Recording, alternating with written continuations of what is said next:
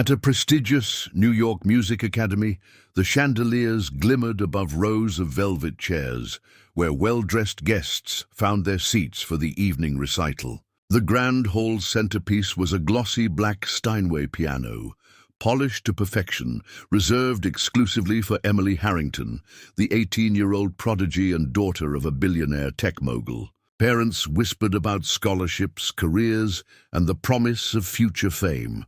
On the side, janitor Robert Hayes, 54, worked quietly, wiping smudges from the instrument. No one paid him much attention, but when he lowered himself onto the bench, something unexpected began to stir in the air. He pressed a few keys lightly, intending only to check for dust. Yet instead of a simple scale, his fingers fell into a melody. Warm, deliberate, and heartbreakingly beautiful. Conversations faltered mid-sentence. Waiters carrying trays paused mid-step. The deep, resonant notes seemed to echo beyond the polished wood and marble floors, pulling the room into a hushed stillness. Emily, standing in her emerald gown, froze. She had heard hundreds of performances here, but never one that made her chest tighten quite like this. Her eyes narrowed on his worn, calloused hands. Robert's back was slightly hunched, his uniform wrinkled, yet his posture at the piano was that of a seasoned artist. Each note carried weight, shaped by years of unseen experience. He closed his eyes, lost in the flow, unaware of the growing circle of onlookers. Even those who had been leaning against walls now inched closer. Emily took a slow step forward, drawn not just by the music, but by the defiance of it. This was her stage, her piano, and yet the room belonged to him. The melody swelled, weaving minor chords with a fragile sweetness, telling a story without words. Robert's brow furrowed, as if remembering something far away. A man in the back whispered to his companion, "That's Chopin, but different." It wasn't a recital piece. It was something personal, infused with improvisation and pain. Emily felt her cheeks warm. She had practiced in front of sold-out halls, but she had never commanded silence like this janitor did in a mere 30 seconds. Emily's mother, seated in the front row, lifted her head from a program. Her expression shifted from mild annoyance to intrigue. The last time she had seen such raw, unpolished mastery, it was from a concert pianist in Vienna. Now that same depth was spilling from the fingers of a man who likely rode the subway home with a lunchbox. Murmurs began spreading through the crowd, a low hum beneath the music, yet no one dared interrupt. Robert's mind was elsewhere entirely. The weight of each key felt like an anchor to memories, nights when music had been his only refuge, when a piano in a dimly lit bar kept the lights on in his apartment. He wasn't thinking about the people watching. He was thinking about the one person who used to sit beside him on a creaky bench at home, urging him to play one more song. The sound was both a tribute and a farewell, though no one in the room knew to whom. Emily moved closer still, until she could see the faint tremor in his left hand. She noticed how the pads of his fingers barely brushed the keys, coaxing sound rather than striking it. Her training had always been about precision, timing, competition, but here was someone playing as though the piano itself were a confidant. For the first time in years, she wasn't thinking about the recital program, the judges, or her own performance. She was simply listening. The hall's acoustics magnified every nuance. The low register rumbled like distant thunder, while the higher notes rang with fragile clarity. People leaned forward, almost involuntarily, as if afraid to miss a single detail. A photographer meant to capture students before the show now aimed his camera at Robert, snapping quietly. The image would later be described as the moment no one saw coming. Emily's lips parted slightly, a question forming that she couldn't yet voice. Who is this man? When the melody shifted to a gentle, aching conclusion, the final chord seemed to hover in the air long after his fingers left the keys. The silence that followed was different, charged, reverent. almost. Sacred. No one clapped right away, they simply stared. Robert finally opened his eyes and blinked at the small crowd now gathered. His expression was almost apologetic, as though he had intruded. He started to rise from the bench, ready to resume his work, when Emily's voice stopped him. "That was you?" she asked, almost incredulous. The question sounded strange even to her own ears, but she meant more than the obvious. She meant, was that really the same man who mopped floors in this building every night? Robert gave a small, polite nod. "Just a tune," he said, quietly, already turning back to his polishing cloth. But Emily wasn't ready to let the moment slip away. Something inside her insisted there was more to uncover. Her classmates exchanged glances. A few smirked, clearly amused by the reversal. Emily, the academy's star, seemingly humbled by a janitor. But Emily didn't care. She stepped closer to the bench, her gown swaying softly against the polished floor. "Play something else," she said, not as a demand, but as a request. Robert hesitated, his gaze flicking toward the clock on the wall. "I shouldn't," he murmured. "It's your recital. I've already taken too much of the spotlight." The words struck Emily like a chord of their own. Here was a man who had just silenced an entire room with his playing, yet he spoke with the humility of someone afraid to overstep. That humility, paired with the raw brilliance she had just heard, was almost unbearable. "Please," she insisted, lowering her voice so only he could hear. "If you can play like that without trying, I have to know what happens when you do. Try?" Robert looked at her for a long moment, his eyes unreadable. Finally he sighed, his hand hovering over the keys again. But before he could play, the academy's director appeared at the side of the stage, clearly flustered. "Mr. Hayes, we need to begin seating for the recital," she said firmly, though her eyes betrayed curiosity. Robert stood quickly, nodding in deference. Emily opened her mouth to protest, but the director's sharp glance silenced her. The moment was over, at least for now, yet the echo of that melody lingered like perfume in the air. Emily returned to her spot near the stage entrance, but she could barely focus on the opening acts. Each student who played was technically sound, but none reached the emotional depth Robert had unleashed in just a few minutes.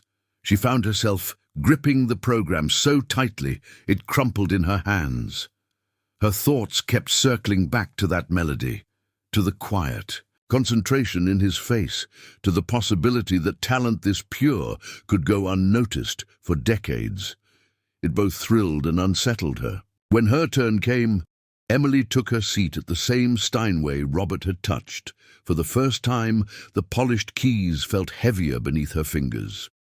She began her piece flawlessly, but in the back of her mind she kept hearing his music, as though it had imprinted itself on the instrument. The applause that followed her performance felt distant. Even as she bowed, her eyes searched the hall for him. But Robert was nowhere to be seen. It was as if he had vanished. Emily's fingers hovered above the keys for a moment, her eyes fixed on Robert's weathered face. His expression was a mix of hesitation and disbelief, as though he wasn't sure this was truly happening. Slowly, he lifted his hands and placed them on the piano beside hers. The first notes they played together were tentative, almost testing each other's rhythm. But within seconds, the music began to blend into something more, something alive. The audience, who had been whispering moments earlier, leaned forward in their seats, sensing that this was no ordinary performance. The marble hall seemed to breathe with their melody. Robert's touch on the keys was deliberate yet fluid, his decades of silent practice coming through in every note. Emily, though classically trained, found herself following his lead without realizing it. His style was different, less rigid, more soulful, filled with unexpected turns that made the music feel like a conversation. They weren't just playing a song, they were speaking to each other through the piano.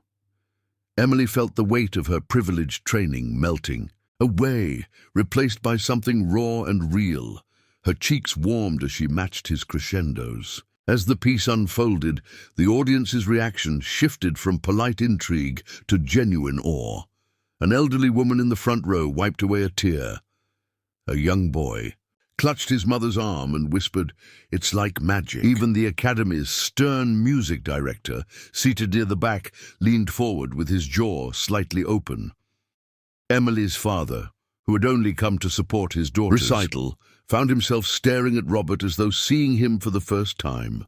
The Janitor's music seemed to carry a lifetime of stories. When they reached the bridge of the piece, Emily took a small risk, introducing a flourish of her own.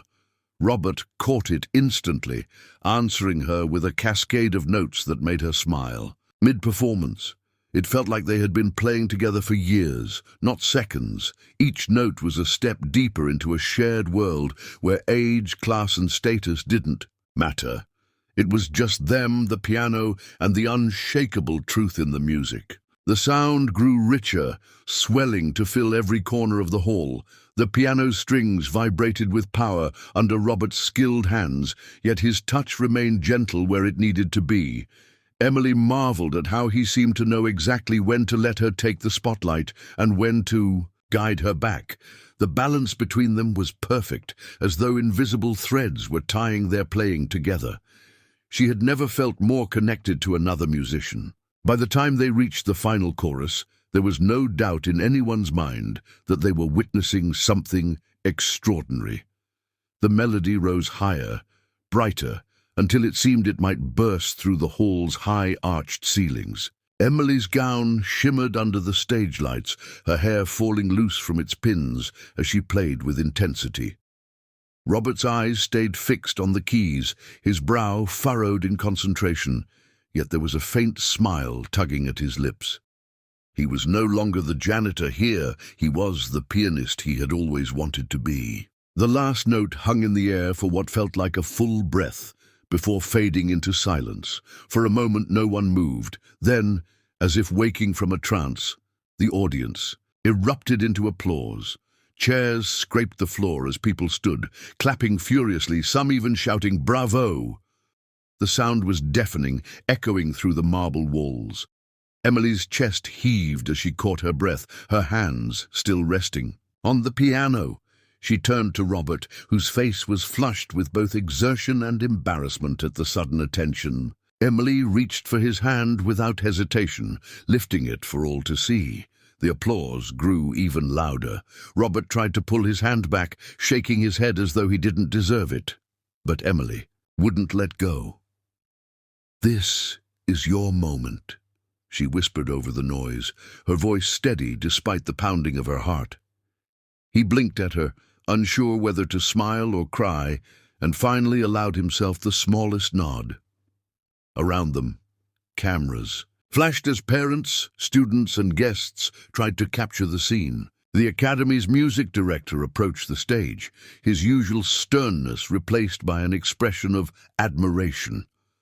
"Mr. Hayes," he said, his voice carrying over the clapping, "I had no idea you could play like that." Robert looked down at the floor, murmuring something about just filling in a gap. But Emily wasn't having it. She straightened her back and addressed the crowd.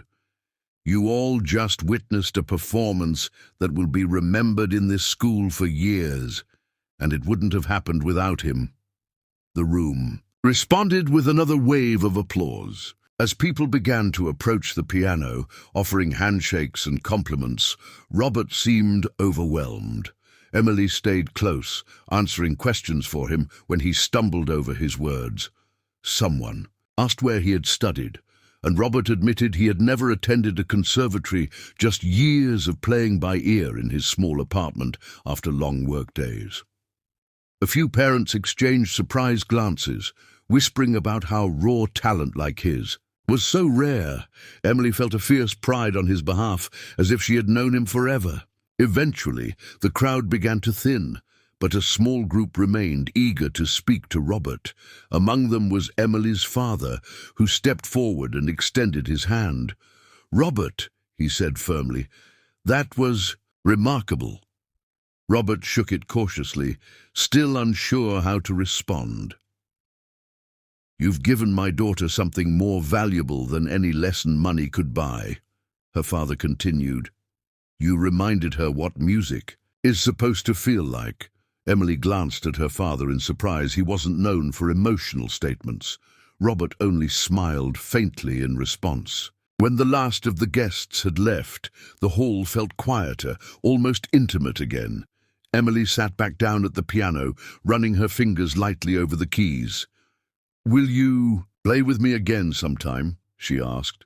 Robert chuckled softly. "I think you might be too busy for an old janitor like me." She shook her head. "No, you're not just the janitor anymore, not to me." There was sincerity in her eyes that made Robert pause. For the first time in years, he felt seen for who he really was. As they prepared to leave, the music director pulled Emily aside. "We'll talk tomorrow," he said quietly, his eyes glinting with an idea. Emily guessed what he was thinking. Robert deserved a chance to perform, maybe even teach. Her heart leapt at the thought. She turned back to see Robert putting away his cleaning cloth, his hands still trembling slightly from the performance. In that moment, she silently vowed to make sure this wouldn't be his last time at the piano in front of an audience. Outside, the city lights glimmered against the night sky. Emily and Robert walked out together, their footsteps echoing on the academy's stone steps. Neither spoke for a while, but there was no need. The music they had shared still lingered between them, unspoken but understood. Somewhere in the distance, a street musician played a familiar tune, and Emily smiled.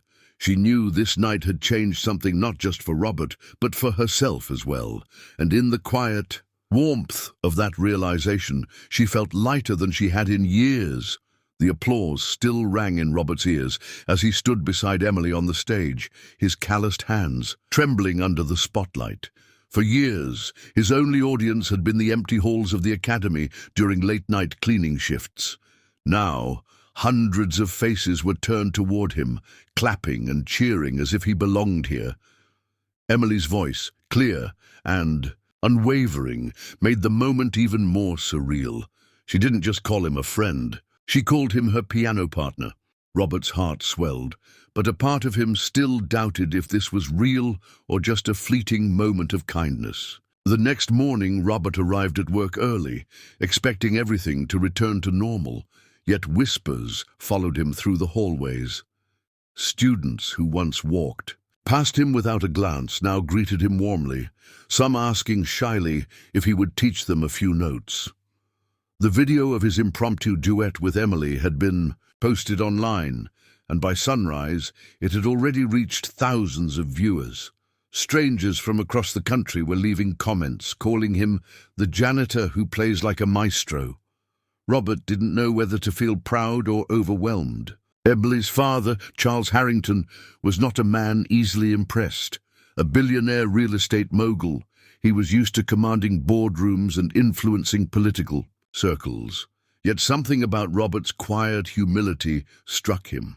After the recital, Charles invited Robert into his private box, offering him a handshake and a glass of wine. "You reminded my daughter why she fell in love with music," he said. "That's worth more than money." Robert didn't know how to respond. He wasn't used to being thanked by men in $1,000 suits. Over the following days, the academy buzzed with plans for a charity concert. Emily insisted that Robert be featured as the main performer alongside her. "We'll raise money for scholarships," she told him, "so kids who can't afford lessons can still have a chance to learn." At first, Robert refused, insisting that he wasn't a performer. But Emily was persistent, telling him the concert wasn't about fame, it was about giving back. Eventually, he agreed, though his nerves gnawed at him. When the official announcement went out, the response was overwhelming. Tickets sold out within days, with attendees coming from other states just to see the unusual pairing of a billionaire's daughter and a school janitor. Reporters began calling, eager for interviews. Robert avoided them, preferring to keep the focus on the music.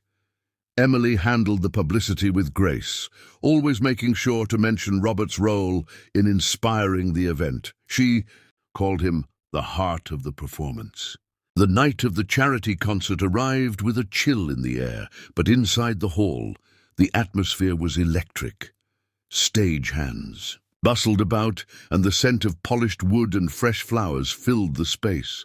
Robert wore a simple black suit Emily had insisted on buying for him, though he felt slightly out of place among the tailored tuxedos. Emily, in a flowing silver gown, beamed at him as they stood backstage. "Ready?" she asked. Robert gave a small nod, though his palms were slick with sweat. When the curtain rose, the crowd erupted in applause. Cameras flashed, and the glare of the lights made it impossible for Robert to see individual faces. Yet the moment he touched the piano keys, the noise faded. The music took over, flowing from his fingertips as if it had been waiting all his life to be heard. Emily joined in, her playing blending seamlessly with his. Together they filled the hall with a harmony that felt bigger than both of them, each note carrying a piece of their shared journey. The audience sat in breathless silence, completely captivated. By the end of the performance, the hall exploded into a standing ovation. Some audience members wiped away tears, others shouted bravos. Robert stood, unsure what to do, until Emily grabbed his hand and raised it high. The applause swelled even louder. In that moment, Robert wasn't a janitor, and Emily wasn't just a billionaire's daughter. They were equals, partners in something pure and unifying. The music had erased the lines that divided them, if only for a few magical minutes. After the show, donations poured in for the scholarship fund. The total exceeded expectations, allowing dozens of students from low-income backgrounds to enroll in the academy. Reporters praised the concert as one of the most moving cultural events of the year. Robert's story was featured on national news with headlines like "From Mop to Maestro" and "The Janitor Who Played His Way into America's Heart." Robert didn't seek the attention, but he couldn't deny the joy it brought, knowing that his music was opening doors for others. Emily's relationship with her father also shifted. Charles began attending her rehearsals more often, genuinely listening rather than simply nodding in approval. He admitted to her one evening that Robert had reminded him of the passion he once felt when building his first company, a passion he'd lost over the years chasing profits. "Sometimes," he said quietly, "it takes an unexpected voice to remind us why we started in the first place." Emily smiled, knowing Robert had not only inspired her but also changed her father. Weeks later, the Academy hosted a small reception to celebrate the scholarship recipients. Robert, standing near the refreshment table, watched as young students clutched their acceptance letters with wide-eyed excitement. Many approached him shyly, thanking him for giving them a chance to study music. One boy, no older than 12, said, "I want to play like you someday." Robert crouched down and replied, "Then play with your heart, not just your hands." It was advice he wished someone had given him decades earlier. In the months that followed, Robert continued working at the academy, though his role expanded. He was asked to assist in beginner piano classes, something he did with quiet pride. His evenings still included mopping floors and polishing instruments, but now students often stayed behind after lessons to ask him for tips. Some even left him handwritten notes of gratitude. He kept them tucked inside his locker, a reminder that his life had changed in ways he never imagined possible. Emily, for her part, began composing music with Robert in mind. She wrote duets that blended her classical training with his soulful improvisation. They performed together at small community events, bringing music to nursing homes, schools, and hospitals. For Robert, these intimate performances meant more than the grand stage ever could. "Music," he often told Emily, "isn't about perfection, it's about connection." And every time they played, he could see in the audience's faces that connection was exactly what they had created. Their story continued to inspire others. Messages arrived from people around the world, students in Brazil, teachers in Kenya, a retired pianist in France, each sharing how the Duet video had reignited their love for music.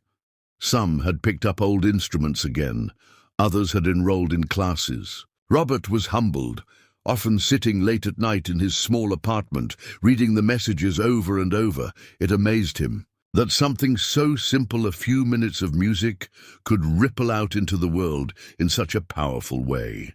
Looking back, Robert realized that the night he sat down at the Steinway had been a turning point, but not because it brought him fame. The real gift was rediscovering the joy of playing without fear or expectation. Emily had given him that gift, and in return, he had helped her reconnect with her own passion. Together, they proved that music could bridge worlds that seemed impossibly far apart. It wasn't about wealth or status, it was about the notes that spoke when words couldn't. Years later, the Academy's recital hall would display a framed photograph of Emily and Robert at their first concert together. Beneath it, a small plaque read, "When music is shared, it changes everything." Students would pass by it every day, some stopping to read the story, others inspired to create their own. And somewhere in the background, Robert's quiet laughter and warm piano melodies would fill the halls, a gentle reminder that beauty often comes from the most unexpected places.